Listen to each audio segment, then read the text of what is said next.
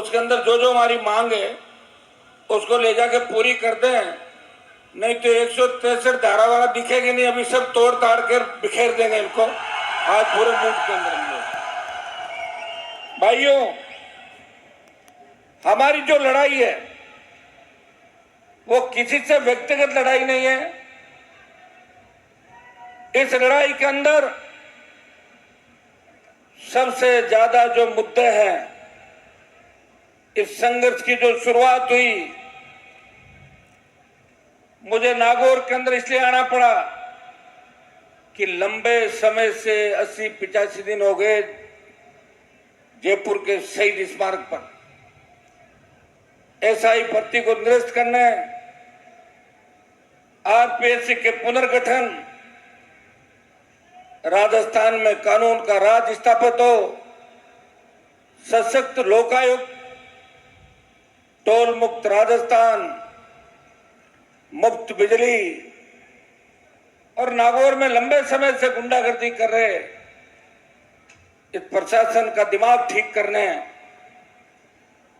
का मन भी काफी समय से था। एमपी के चुनाव के जुलूस के दौरान तो ये भाग के इधर उधर छुप गए थे, लेकिन आज छुपने नहीं देंगे। आप चिंता नहीं करें, आज आर पार का संघर्ष हम लोग यहां करने के लिए आए हैं। हमारा उद्देश्य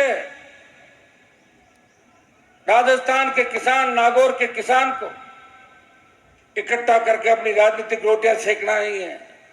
हम मुद्दे की लड़ाई लड़ रहे हैं, और लड़ाई है बजरी माफिया के खिलाफ।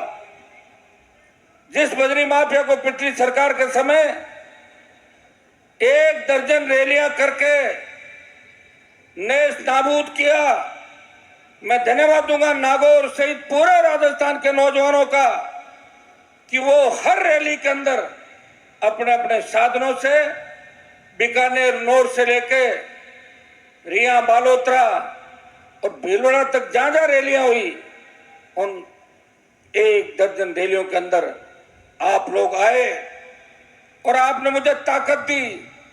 टोंक की रैली के बाद टोंक जयपुर राष्ट्रीय राजमार्ग जाम कर दिया था। रात को 1 बजे सचिवालय के ताले खुले, अधिकारी आए और यह तय हुआ कि मेघराज सिंह एंड पार्टी से जो बजरी है वो ठेका निरस्त करना है।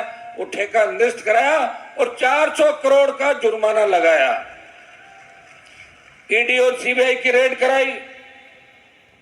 बीच में बजरी का मामला खुला था आपके।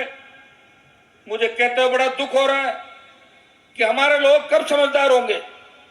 मेघराज सिंह गया, हमारे बच्चे आपस में लड़ लिए बजरी के लिए, लड़के एक को मार दिया, कई लोगों को मुकदमे लगे, राजीनामे के पैसे लगे और 60-70-80 लाख रुपए एसपी और इनके लोग बच्चों के खा गए।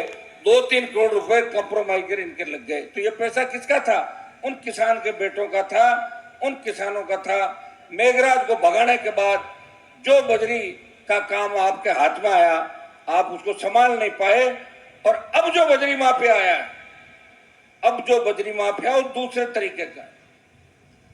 अब बजरी के खेल के अंदर रिया जैतान में 1 दर्जन के लगभग भारतीय जनता पार्टी के विधायक, नागौर के एसपी, यहां की पूर्व सांसद, बीजेपी के कई बड़े बड़े नेता, किसी का 2%, किसी का 3%, किसी का 5%, किसी का 15%। और हमारी इतनी सी मांग है कि जो बारामासी नदी थी, उस नदी को हम, वो नदी चले, लूणी नदी उसका नाम है। चेयरमैन साहब बैठे रिया के, और लूणी नदी का अस्तित्व खतरे के अंदर है। पिछली बार उसको इतना खोद दिया कि पानी रुक ही नहीं रहा है, अपने आप आगे जा रहा है, क्योंकि ग्रेवल निकल गई नीचे से। कई जगह तो खोदते खोदते पानी आ गया। पिछली बार के संघर्ष के बाद हमने सोचा था कि सरकार के अंदर कुछ ऐसा होगा, लेकिन राष्ट्रीय लोकतांत्रिक पार्टी की सीटें कम आई। ये भी सबसे बड़ा कारण है कि मेड़ता की सीट अगर बहन इंदिरा बावरी की जगह ये नहीं जीतता और वापस बहन इंदिरा बावरी जीतती तो बजरी की ऐसी विभत्स स्थिति आपको रिया के अंदर देखने को नहीं मिलती। दुर्भाग्य